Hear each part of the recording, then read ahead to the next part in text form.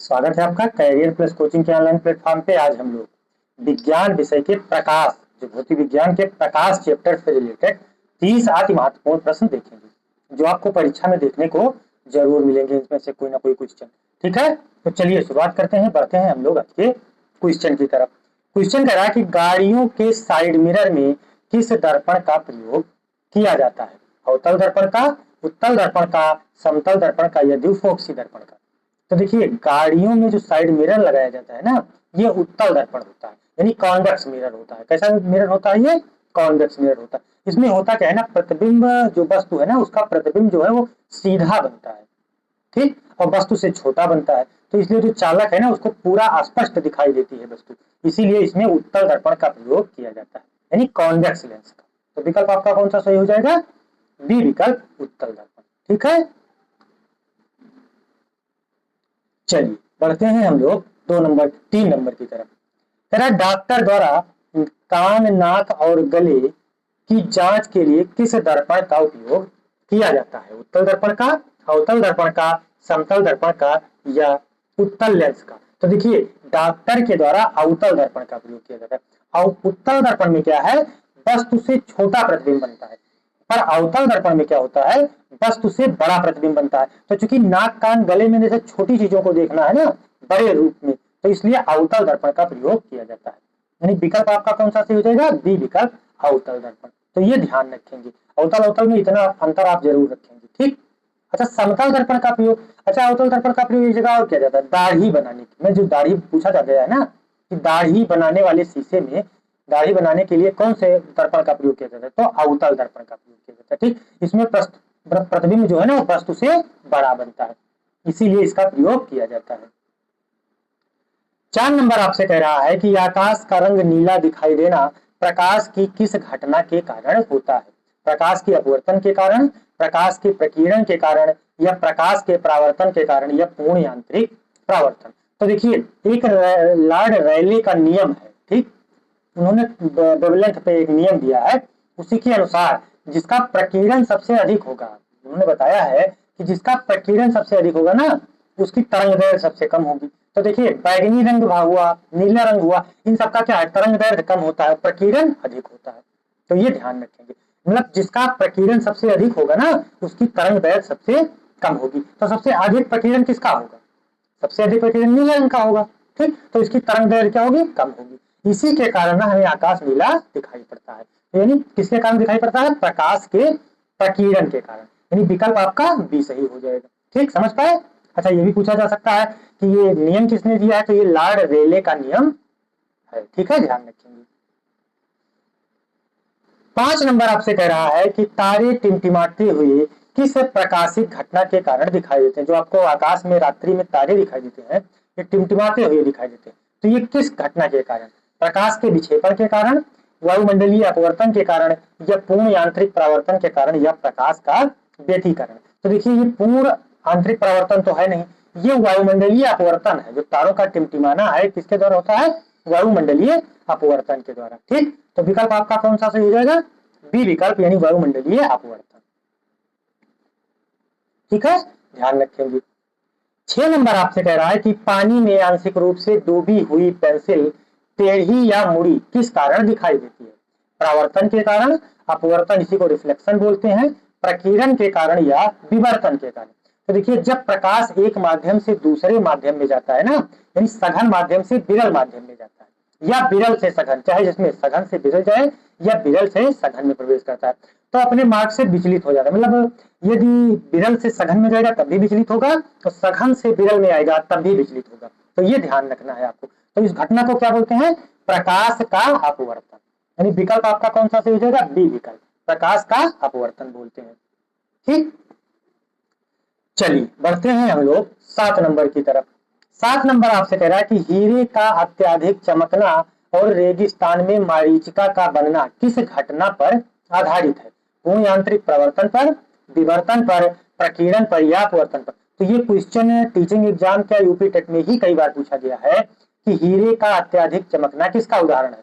तो ये पूर्ण आंतरिक परावर्तन का, यानी टोटल इंटरनल रिफ्लेक्शन जिसको बोलते हैं, ठीक। ये इसमें भी वही, जब प्रकाश सघन माध्यम से विरल माध्यम में जाता है ना, तो आपतन कोण का मान क्रांतिक कोण के मान से अधिक हो जाता है, इसीलिए वो अधिक चमकदार दिखाई पड़ता है। मतलब प्रकाश उसी में घूमता रहता है तो इसीलिए वो चमकता है। हीरा क्या है, कार्बन का अपरूप है ना, कोयला भी कार्बन का अपरूप है। लेकिन हीरा क्या है ना, जब ये एक प्रकाश जो है ना एक माध्यम से सघन मतलब विरल माध्यम से सघन माध्यम में जब जाएगा तो आपतन कोण जो इसका होगा ना वो क्रांतिक कोण से अधिक हो जाएगा, इसलिए प्रकाश उसी में घूमता रहेगा। ठीक, इसी पे ऑप्टिकल फाइबर काम करता है, ऑप्टिकल फाइबर भी इसी पे काम करता है ना। और ये रेगिस्तान की मरीचिका हुआ, ऑप्टिकल फाइबर हुआ, हीरे का अत्यधिक चमकना, ये सब पूर्ण आंतरिक परावर्तन के उदाहरण। 8 नंबर आपसे कह रहा है कि कांच में प्रिज्म द्वारा श्वेत प्रकाश के 7 रंगों में विभाजित होने की घटना को क्या कहते हैं? प्रकाश का प्रकीर्णन कहते हैं, प्रकाश का वर्ण विक्षेपण कहते हैं, या प्रकाश का व्यतिकरण कहते हैं, या ध्रुवण कहते हैं। तो देखिए कांच में प्रिज्म द्वारा श्वेत प्रकाश का 7 रंग, मतलब आप श्वेत प्रकाश अगर श्वेत प्रकाश उसमें डालेंगे तो आप अपने आप प्रिज्म देखे हैं ना, प्रिज्म का टुकड़ा लिया देखे हैं, कभी नहीं देखे, उस पर यदि आप टार्च मारेंगे मतलब प्रकाश डालेंगे तो वो 7 रंगों में विभाजित हो जाता है। तो ये किस घटना के कारण होता है? ये प्रकाश का वर्ण विक्षेपण होता है। अच्छा, 7 रंग वेगवेगळ तो पढ़े होगा आपने, कौन से 7 रंग है ये तो पढ़ा होगा। तो 7 रंग कौन से हैं? बैगनी हुआ, जामुनी हुआ, नीला हुआ, हरा हुआ, पीला हुआ, नारंगी हुआ, लाल हुआ, यही 7 रंगों में विभाजित हो जाता है। तो इस घटना यदि घटना किसके कारण होती है? प्रकाश के वर्ण विक्षेपण के कारण। तो ध्यान रखेंगे। बढ़ते हैं हम लोग 9 नंबर की तरफ।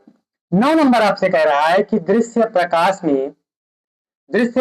में किस रंग की तरंग दैर्ध्य सबसे अधिक होती है? तो तरंग दैर्ध्य सबसे अधिक किसकी होगी? बैगनी की जो सबसे कम होती है, लाल की, हरा की, या पीला की। नीला की सबसे कम, देखिए सबसे कम तरंग दैर्ध्य आपको बैगनी की मिलेगी, नीला की मिलेगी, और सबसे अधिक आपको लाल की मिलेगी। ठीक, सबसे अधिक किसकी मिलेगी? लाल की। ठीक, अच्छा एक चीज और ध्यान रखें, जिसकी तरंग दैर्ध्य जितने अधिक होगी उसकी आवृत्ति उतने कम होगी। इसीलिए देखा होगा कि हम लोग खतरे के रेलवे लाइन में देखे होंगे कि खतरे के निशान को रेड कलर से दिखाते हैं, यानी लाल कलर से दिखाते हैं। क्यों ऐसा? क्योंकि इसका जो ना है तरंग दैर्ध्य सबसे अधिक होता है, तो ये दूर से ही देखने में आ जाता है। ठीक, अच्छा सबसे कम तरंग दैर्ध्य किसकी होगी? बैगनी की। ये तो ध्यान रखना है आपको, सबसे कम पूछे आपको तो बैगनी हो जाएगा, सबसे अधिक पूछे तो लाल। बिल्कुल ध्यान रखना है आपको। प्रकाश से रिलेटेड यही सब तरह के क्वेश्चन आपसे आज तक पूछे गए हैं टीचिंग एग्जामों में। ठीक है, बहुत बड़ा क्वेश्चन आपसे नहीं पूछा गया है, तो ये ध्यान रखना। ये सबसे कम वाला है, ये सबसे अधिक वाला है। 10 नंबर आपसे कह रहा है जब प्रकाश की किरण विरल माध्यम से सघन माध्यम में प्रवेश करती है तो क्या होता है? यानी जब प्रकाश की किरणें विरल माध्यम से सघन माध्यम में जाएंगी तो क्या होगा? अभिलंब से दूर हट जाएंगी, अभिलंब की ओर झुक जाएंगी, सीधे निकल जाएंगी, या वापस लौट जाएंगी। तो देखिए जब प्रकाश की किरणें विरल माध्यम से सघन माध्यम में जाएगी, जैसे विरल माध्यम क्या हुआ? वायु विरल माध्यम है, वायु से कांच में जाए या वायु से जल में जाए। ठीक, तो जल क्या है? वायु की अपेक्षा तो जाहिर सी बात है सघन है। ठीक, तो ये क्या होगा? अभिलंब से थोड़ा दूर हट जाएंगी, यानी अभिलंब की ओर झुक जाएंगी। विरल से जा रही है ना, तो अभिलंब की ओर झुक जाएगी, यानी विकल्प आपका बी सही हो जाएगा, अभिलंब की ओर झुक जाएंगी। तो ये ध्यान रखना है आपका। अच्छा, जब ये सघन माध्यम से विरल में जाएगी, देखो जब विरल से सघन में जाएगी तब अभिलंब की ओर झुकेगी, और जब सघन से विरल में जाएगी तब अभिलंब से दूर हटेगी। तो यह अंतर स्पष्ट रखेंगे। 11 नंबर आपसे कह रहा है कि एक समतल दर्पण की फोकस दूरी कितनी होती है? 0 होती है, 25 सेंटीमीटर होती है, या अनंत होती है, या 1 मीटर होती है? तो देखिए समतल दर्पण की फोकस दूरी जो है ना वो अनंत होती है। क्या होती है? अनंत होती है। इसकी वक्रता त्रिज्या भी अनंत होता है, तो इसलिए ये फोकस दूरी क्या होगी? अनंत होगी। ठीक, अच्छा क्षमता मान लीजिए आपसे पूछ ले समतल दर्पण की क्षमता, तो समतल दर्पण की जब आपसे क्षमता पूछेगा ना तब 0 होगा। ठीक, और अगर मान लीजिए समतल दर्पण की फोकस दूरी पूछे या वक्रता त्रिज्या पूछे तो ये सब अनंत होंगे। विकल्प आपका सी सही हो जाएगा। तो ये ध्यान रखना है। 12 नंबर आपसे कह रहा है यदि किसी व्यक्ति को समतल दर्पण में अपना पूरा प्रतिबिंब देखना हो तो दर्पण की न्यूनतम लंबाई कितनी होनी चाहिए? व्यक्ति की लंबाई की 1/4 होनी चाहिए, व्यक्ति के लंबाई के बराबर होनी चाहिए, या व्यक्ति के लंबाई की आधी होनी चाहिए, या व्यक्ति के लंबाई की दुगनी होनी चाहिए। तो देखिए यदि उसको पूरा प्रतिबिंब अपना देखना है तो उसकी जितनी लंबाई है उसके आधे लंबाई का प्रतिबिंब, उसके आधे लंबाई का दर्पण होना चाहिए। ठीक, मान लीजिए ये ऊंचाई का दर्पण है, ये ऊंचाई है उसकी, मान लीजिए उसकी ऊंचाई 2 मीटर है या 4 मीटर है, तो दर्पण की ऊंचाई कितनी होनी चाहिए जिससे उसका पूरा प्रतिबिंब दर्पण में आ सके? आधी। यानी अगर 4 है तो 2 मीटर लंबा दर्पण होना चाहिए। ठीक, यानी h मीटर, अगर h सेंटीमीटर मान लीजिए उसकी ऊंचाई है, तो h/2 सेंटीमीटर क्या होना चाहिए? दर्पण की ऊंचाई होनी चाहिए। तो क्या होगा? व्यक्ति की लंबाई की दुगनी होगा नहीं, व्यक्ति की लंबाई की आधी, यानी विकल्प आपका बी सही हो जाएगा। ठीक है, ध्यान रखेंगे। 13 नंबर आपसे कह रहा है कि दो समांतर समतल दर्पणों के बीच रखी वस्तु के कितने प्रतिबिंब बनते हैं? तो देखिए 2 बनते हैं, 4 बनते हैं, 8 बनते हैं या अनंत बनते हैं। देखिए 2 दर्पण के बीच बनने वाली प्रतिबिंब की संख्या पूछ रहा है ना, तो 2 दर्पण के बीच बनने वाली या 2 समांतर दर्पण के बीच बनने वाले कितने होंगे? अनंत प्रतिबिंब बनेंगे। कितने प्रतिबिंब बनेंगे? अनंत प्रतिबिंब बनेंगे। यानी विकल्प आपका कौन सा सही हो जाएगा? डी विकल्प। ये सब फैक्ट क्वेश्चन है, इनको आप लोग ऐसे ध्यान रखेंगे। फिर 14 नंबर आपसे कह रहा है कि प्राथमिक रंग कौन कौन से हैं? लाल, हरा और नीला, लाल, पीला और नीला, बैगनी, हरा और पीला, सफेद, काला और लाल। तो देखिए आपसे प्राथमिक रंग पूछ रहा है ना, तो प्राथमिक रंग में RGB आता है, रेड, ग्रीन, ब्लू। कौन कौन से 3 रंग आते हैं? लाल, हरा और नीला, ये प्राथमिक रंग में आते हैं। ठीक, अच्छा द्वितीयक रंग में कौन कौन से आते हैं? ये भी आपसे पूछा जा सकता है। रंग कितने प्रकार के? प्राथमिक, द्वितीय को फिर उनको मिला के बनाया जाएगा ना, तब तो 12 कलर होते हैं। मतलब रंग कितने हैं? 3 ही है, लाल, हरा और नीला। इनसे मिला के द्वितीय रंग बना जाता है, मतलब एक समान अनुपात में जब मिलाएंगे तब द्वितीय रंग बनेगा। द्वितीय रंग भी आपसे पूछा जा सकता है, तो सफेद, काला और लाल, ये तीनों कितने हो जाता है? अच्छा इन तीनों को अगर मिला दिया जाए, मान लीजिए लाल, हरा और नीला को मिला दिया जाए, तो कौन सा रंग बनेगा? सफेद कलर बनेगा। तो ये ध्यान रखना है आपको। तो प्राथमिक रंग कौन सा हो जाएगा? लाल, हरा और नीला। बढ़ते हैं 15 नंबर की तरफ। 15 नंबर आपसे कह रहा है कि दूर दृष्टि दोष से पीड़ित व्यक्ति के निवारण हेतु किस लेंस का प्रयोग किया जाएगा? अवतल लेंस का, उत्तल लेंस का, बेलनाकार लेंस का या समतल लेंस का? तो देखिए ध्यान रखेंगे, एक शब्द जैसे अनिल, अनिल में क्या आ रहा है और नील आ रहा है। नी से क्या हो जाएगा? निकट दृष्टि दोष। आ से क्या हो जाएगा? अवतल दर्पण। यानी निकट दृष्टि दोष के लिए अवतल लेंस का प्रयोग किया जाएगा। ठीक, उदय, उदय भी एक ध्यान रखेंगे। ऊ से उत्तल लेंस, दा से दूर दृष्टि दोष, यानी दूर दृष्टि दोष के लिए कौन सा लेंस प्रयोग किया जाएगा? उत्तल लेंस। तो अनिल और उदय से आप लोग इसको ध्यान रखेंगे, ये सब क्वेश्चन बार बार परीक्षाओं में पूछे गए। ठीक, दूर दृष्टि दोष के लिए। अच्छा एक चीज और जान लीजिए, दूर दृष्टि दोष में कहाँ की वस्तु स्पष्ट नहीं दिखाई देती? तो दूर दृष्टि दोष में दूर की वस्तुएं स्पष्ट नहीं दिखाई देती, ये ध्यान रखेंगे। मतलब वो दूर दृष्टि दोष में दूर की वस्तुएं स्पष्ट दिखाई देती है, नजदीक की वस्तुएं स्पष्ट नहीं दिखाई देती। और निकट में निकट की वस्तुएं स्पष्ट दिखाई देती हैं, दूर की नहीं दिखाई देती। तो ये ध्यान रखना, मतलब दूर दृष्टि दोष देख के बस आप दूर की वस्तुओं को नहीं देख पाते, ऐसा नहीं। दूर दृष्टि दोष वाला व्यक्ति निकट की वस्तुओं को नहीं देख पाता। ठीक, और निकट दृष्टि दोष वाला व्यक्ति दूर की वस्तुओं को नहीं देख पाता। निदान भी ध्यान रखिए, दूर दृष्टि दोष के लिए उत्तल लेंस और निकट दृष्टि दोष के लिए अवतल लेंस। 16 नंबर आपसे कह रहा है कि मानव नेत्र के किस भाग पर वस्तु का वास्तविक और उल्टा प्रतिबिंब बनता है?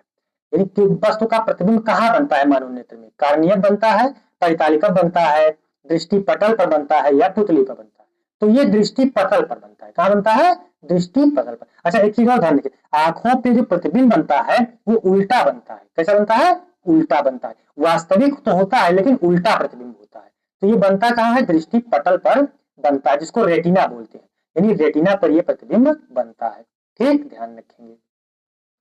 एक क्वेश्चन और बहुत पूछा जाता है कि नेत्र दान में मानव की आंखों से क्या दान किया जाता है? तो नेत्र दान जो किया जाता है तो उसमें कार्निया ही ट्रांसफर किया जाता है। ठीक है, तो ये भी पूछा जा सकता है आपसे, ये कार्निया जो दिया है ना पहले विकल्प में, तो ये कार्निया ही ट्रांसफर किया जाता है। नेत्र दान में आंखों का क्या दान किया जाता है? कार्निया। ध्यान रखेंगे। चलिए बढ़ते हैं 17 नंबर की तरफ। 17 नंबर आपसे कह रहा है कि लेंस की क्षमता का यसाई मात्रक क्या होता है? वाट होता है, डायप्टर होता है, जूल होता है या ल्यूमेन होता है? तो देखिए लेंस की क्षमता जो है ना वो डायप्टर में मापी जाती है। किसमें? इसको डी से डिनोट करते हैं, लिखा है ना डायप्टर, डायप्टर से मापी जाती है लेंस की क्षमता। ठीक, अच्छा ये चीज और ध्यान रखेंगे, जिसमें उत्तल लेंस की क्षमता धनात्मक होती है और उत्तल लेंस की क्षमता ऋणात्मक होती है। ये भी पूछा गया है कि किस लेंस की क्षमता धनात्मक होगी, तो उत्तल लेंस की क्षमता जो है वो धनात्मक होती है और अवतल लेंस की क्षमता ऋणात्मक होती है। और लेंस की क्षमता किसमें मापते हैं? डायोप्टर में। ठीक है, बाकी वाट तो पता होगा, शक्ति का मात्रक है, जूल कार्य का मात्रक है। ठीक है, तो ये सब ध्यान रखेंगे। 18 नंबर आपसे कह रहा है कि साबुन के बुलबुले का रंगीन और चमकीला दिखाई देना किस घटना का परिणाम है? प्रकाश का प्रकीर्णन है, प्रकाश का व्यतिकरण है, या प्रकाश का विवर्तन है, या प्रकाश का अपवर्तन है? तो देखिए, साबुन के बुलबुलों का जो ना चमकीला दिखाई देना, तारों का टिमटिमाना, ये सब किस घटना का उदाहरण है? ये सब प्रकाश का व्यतिकरण है। क्या है? प्रकाश का व्यतिकरण। यानी विकल्प आपका कौन सा सही हो जाएगा? बी विकल्प। भाई, साबुन के बुलबुलों का रंगीन दिखाई देना किसका उदाहरण है? प्रकाश का व्यतिकरण है। ठीक है, ये ध्यान रखेंगे। चलिए बढ़ते हैं हम लोग 19 नंबर की तरफ। 19 नंबर आपसे कह रहा है कि ऑप्टिकल फाइबर यानी प्रकाशित तंतु जिसको बोलते हैं, किस सिद्धांत पर कार्य करता है? तो ये तो क्वेश्चन अभी आगे आया था, बताए थे आपको कि प्रकाश के पूर्ण आंतरिक परावर्तन पर, टोटल इंटरनल रिफ्लेक्शन पे ये काम करता है। ठीक है, ये ध्यान रखेंगे। ठीक, अच्छा, इससे फायदा क्या है? आजकल इसका उपयोग बहुत किया जा रहा है। तो देखो, इससे फायदा ये है कि इसमें ऊर्जा का ह्रास बहुत कम होता है और ऊर्जा को बहुत दूर तक पहुंचाया जा सकता है। जैसे एंडोस्कोपी हुआ, दूर संचार में, इन सब में ऑप्टिकल फाइबर का प्रयोग किया जा रहा है। तो विकल्प कौन सा सही हो जाएगा? बी विकल्प, यानी प्रकाश का पूर्ण आंतरिक परावर्तन। ऑप्टिकल फाइबर किस पे काम करता है? प्रकाश के पूर्ण आंतरिक परावर्तन पर। रेगिस्तान की मरीचिका भी यही है, प्रकाश के पूर्ण आंतरिक परावर्तन। 20 नंबर आपसे कह रहा है कि जरा दृष्टि दोष को दूर करने के लिए किस प्रकार के लेंस का उपयोग किया जाता है? तो देखिए, अवतल लेंस का किया जाएगा, जरा दृष्टि दोष पूछ रहा है, उत्तल लेंस का किया जाएगा, या डिफोक्सी लेंस का, या बेलनाकार। तो देखिए, जरा दृष्टि दोष मतलब ये हुआ, वृद्धावस्था में यह अधिकतर होता है, न दूर की वस्तुएं स्पष्ट दिखाई देती है, न नजदीक की वस्तुएं स्पष्ट दिखाई देती है। ठीक, तो इसमें बाइफोकल लेंस यानी डिफोक्सी लेंस का प्रयोग किया जाता है। विकल्प आपका कौन सा सही हो जाएगा? सी विकल्प, डिफोक्सी लेंस का जरा दृष्टि दोष में प्रयोग किया जाएगा। फिर चलिए हम लोग बढ़ते हैं 21 नंबर की तरफ।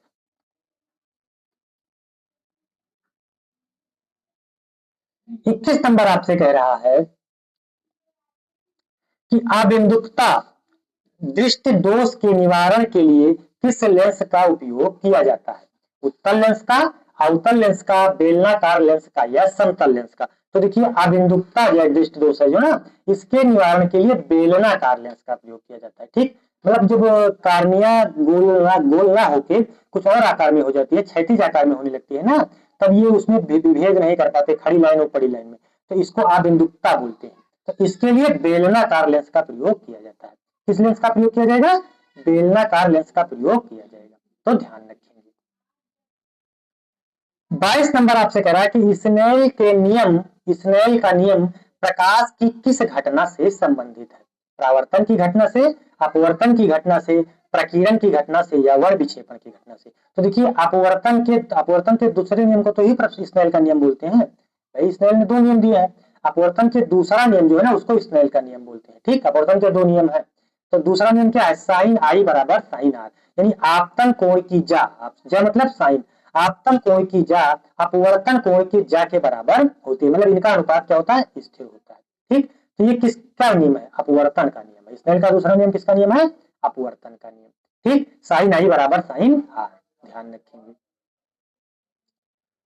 24 नंबर आपसे कह रहा है कि पानी के अंदर हवा का बुलबुला किस लेंस की भांति व्यवहार करता है? उत्तल लेंस की भांति, अवतल लेंस की भांति, या समतल लेंस की भांति, या इनमें से कोई नहीं? तो देखिए, पानी के अंदर जो हवा का बुलबुला बनता है ना, ये बबल जिसको बोलते हैं, ये अवतल लेंस की भांति। अवतल लेंस क्या होता है? अपसारी लेंस होता है। ठीक, कॉन्वेक्स जिसको बोलते हैं। ठीक है, ये क्या करता है? उसको एकत्रित कर देता है, यानी किरणों का ये कर देता है, संचयन। ठीक, तो ये ध्यान रखेंगे। तो किस लेंस का प्रयोग किया जाएगा? उत्तल लेंस की भांति जो है पानी के अंदर बुलबुला वो कार्य करेगा। ठीक है, ये ध्यान रखेंगे। अच्छा, इसी से टकरा के जाती है तो इसको क्या बोलेंगे? अपसारी लेंस। तो विकल्प आपका कौन? उत्तल लेंस लगा दिए क्या? अवतल लेंस होगा ना, पानी के अंदर हवा का बुलबुला है तो ये अवतल लेंस होगा। विकल्प आपका कौन सा सही होगा? बी विकल्प, अवतल लेंस। 25 नंबर आपसे कह रहा है कि सूर्यास्त और सूर्योदय के समय सूर्य का लाल रंग में दिखाई देना किसके कारण से होता है? प्रकाश के परावर्तन के कारण से, प्रकाश के प्रकीर्णन के कारण से, या प्रकाश के अपवर्तन के कारण से, या प्रकाश के विवर्तन के कारण से। तो देखिए सूर्यास्त और सूर्योदय दोनों समय सूर्य हमें लाल रंग दिखाई देता है। तो ये ऐसा क्यों होता है? ऐसा होता है प्रकाश के प्रकीर्णन के कारण। किसके कारण होता है? प्रकाश के प्रकीर्णन के कारण। अच्छा देखिए सबसे कम तरंग दैर्ध्य किसकी होगी? लाल की। सबसे अधिक तरंग दैर्ध्य किसकी होगी? बैगनी की। तो ये सब ध्यान रखेंगे आप। विकल्प आपका कौन सा सही होगा? बी विकल्प, प्रकाश का प्रकीर्णन। ये ध्यान रखेंगे। सूर्योदय और सूर्यास्त के समय लाल रंग ही हमको दिखाई। अच्छा इसमें होता क्या है, लाल रंग सबसे दूर से ही दिखाई पड़ता है, ये तो ध्यान रखना है आप। ठीक, सबसे कम तरंग दैर्ध्य नीला और बैगनी की, सबसे अधिक तरंग दैर्ध्य लाल रंग की। तो ये ध्यान रखेंगे, सबसे अधिक तरंग दैर्ध्य पूछेगा तो लाल रंग, सबसे कम तरंग दैर्ध्य पूछेगा तो बैगनी। ठीक, 7 रंगों में प्रकाश विभाजित है। 26 नंबर आपसे कह रहा है कि दाढ़ी बनाने के लिए किस दर्पण को सबसे उपयुक्त माना गया है? उत्तल दर्पण को, अवतल दर्पण को, या समतल दर्पण को, या परवलयाकार दर्पण को? तो देखिए दाढ़ी बनाने के लिए सबसे उपयुक्त जो है वो अवतल दर्पण है। ठीक, अवतल दर्पण में होता क्या है, प्रतिबिंब आभासी तो बनता है, सीधा भी बनता है, लेकिन वस्तु से बड़ा बनता है, इसीलिए उत्तल दर्पण का प्रयोग किया जाता है। और उत्तल दर्पण का प्रयोग कहाँ किया जाता है? साइड मिरर में। ठीक, बगल के शीशे, गाड़ी में बगल के शीशे में उत्तल दर्पण लगाया जाता है, ये ध्यान रखना है। चलिए बढ़ते हैं हम लोग 27 नंबर की तरफ। 27 नंबर आपसे कह रहा है कि प्राथमिक इंद्रधनुष के बनने के लिए जल की बूंदों द्वारा प्रकाश का क्या होता है? 2 बार अपवर्तन और 2 बार आंतरिक परावर्तन होता है, 2 बार अपवर्तन और 1 बार पूर्ण आंतरिक परावर्तन होता है, 1 बार अपवर्तन और 2 बार परावर्तन होता है, या केवल अपवर्तन होता है? तो देखिए प्राथमिक इंद्रधनुष जब बनता है ना, तो इसमें होता क्या है, इसमें जल की जो बूंदें होती है ना, देखो जल की जो बूंदें होती है ना, उनमें 2 बार अपवर्तन और 1 बार पूर्ण आंतरिक परावर्तन। प्राथमिक की बात कर रहा है, इसमें कंफ्यूज नहीं होना, प्राथमिक और द्वितीयक 2 करके पूछता है। तो प्राथमिक वाले में ना, प्राथमिक वाले में 2 बार अपवर्तन होता है और 1 बार पूर्ण आंतरिक परावर्तन होता है, तो ये ध्यान रखेंगे। अच्छा यही मान लो आपसे वो पूछ लेता, यही मान लो आपसे पूछ लेता कि द्वितीयक वाले में, तो द्वितीयक वाले में क्या होता है, 2 बार तो अपवर्तन होता है और 2 ही बार आंतरिक परावर्तन भी होता है, और इसमें 2 बार अपवर्तन होता है और 1 बार पूर्ण आंतरिक परावर्तन होता है प्राथमिक वाले में। तो दोनों में अंतर स्पष्ट रखेंगे। चलिए बढ़ते हैं हम लोग 28 नंबर की तरफ। 28 नंबर आपसे कह रहा है कि किसी पारदर्शी माध्यम का अपवर्तनांक किस रंग के प्रकाश के लिए सबसे अधिक होता है? पारदर्शी माध्यम का अपवर्तनांक पूछ रहा है ना, लाल का, बैगनी का, हरा या पीला का? तो देखिए प्रकाश का अपवर्तनांक सबसे अपवर्तनांक जो है ना, तरंग दैर्ध्य के व्युत्क्रमानुपाती होता है। तो जिसकी तरंग दैर्ध्य सबसे अधिक होगी उसका अपवर्तनांक उतने कम होगा। तो सबसे अधिक तरंग दैर्ध्य किसकी है? बैगनी की। नहीं ये गलत बोल रहे हैं ना, किस रंग में सबसे अधिक पूछ रहा है ना, तो जिसकी तरंग दैर्ध्य जितना कम होगी उतना ही तो अपवर्तनांक अधिक होगा। तो सबसे कम तरंग दैर्ध्य किसकी होती है? बैगनी की। और सबसे अधिक तरंग दैर्ध्य लाल की। तो सबसे अधिक अपवर्तनांक किसको होगा? बैगनी का। सबसे अधिक अपवर्तनांक आपको किसका देखने मिलेगा? बैगनी का। और सबसे कम अपवर्तनांक लाल का, क्योंकि ये तरंग दैर्ध्य के व्युत्क्रमानुपाती होता है। तो जिसकी तरंग दैर्ध्य जितना अधिक होगी उसका अपवर्तनांक उतना कम होगा। तो लाल की सबसे अधिक होती है तरंग दैर्ध्य, तो लाल का अपवर्तनांक सबसे कम होगा। और बैगनी की तरंग दैर्ध्य सबसे कम होती है तो बैगनी का अपवर्तनांक सबसे अधिक होगा। 29 नंबर आपसे कह रहा है कि प्रकाश की अनुप्रस्थ प्रकृति को सिद्ध करने वाली एकमात्र प्रकाशिक घटना कौन सी है? व्यतिकरण है, विवर्तन है, ध्रुवण है, या अपवर्तन है? तो देखिए प्रकाश की अनुप्रस्थ प्रकृति आपसे कह रहा है, तो इसको ध्रुवण बोलते हैं। क्या बोलते हैं? पोलराइजेशन बोलते हैं। यानी विकल्प आपका कौन सा सही हो जाएगा? सी विकल्प, ध्रुवण। तो ये ध्यान रखेंगे। ठीक, ये विद्युत चुंबकीय क्षेत्र में इसका प्रयोग किया जाता है। ठीक है, ये ध्यान रखना है आपको। अच्छा ध्रुवण केवल अनुप्रस्थ तरंगों में ही होता है, ये भी ध्यान रखेंगे कि ध्रुवण जो है वो केवल अनुप्रस्थ तरंगों में होता है। जैसे ध्वनि तरंगे अनुप्रस्थ तरंगे है ना, तो इन सब में ही होता है। चलिए बढ़ते हैं हम लोग 30 नंबर की तरफ। 30 नंबर आपसे कह रहा है कि कैलिडियोस्कोप और पेरिस्कोप किस सिद्धांत पर आधारित है? प्रकाश के अपवर्तन पर, प्रकाश के बहुल परावर्तन पर, प्रकाश के प्रकीर्णन पर, या पूर्ण आंतरिक परावर्तन पर? तो देखिए ये जो क्लेडिस्कोप और पेरिस्कोप दिया है ना, ये प्रकाश के बहुल परावर्तन पर आधारित होते हैं। किस पर आधारित होते हैं? बहुल पर। परावर्तन पर। अच्छा, ये कहाँ प्रयोग किया जाता है? ये पनडुब्बी वगैरह में प्रयोग किए जाते हैं। ठीक, तो जल के अंदर चलती है ना पनडुब्बी, उसमें इसका प्रयोग किया जाता है। ठीक, तो 30 क्वेश्चन थे, बाकी कमेंट में आप लोग बताएंगे क्लासेज आपको कैसी लगी। और आप लोग चैनल को सब्सक्राइब और वीडियो को लाइक अवश्य कर दिया करें, जिससे ज्यादा से ज्यादा लोगों तक कंटेंट पहुंच सके। धन्यवाद, मिलते हैं नेक्स्ट सेशन में।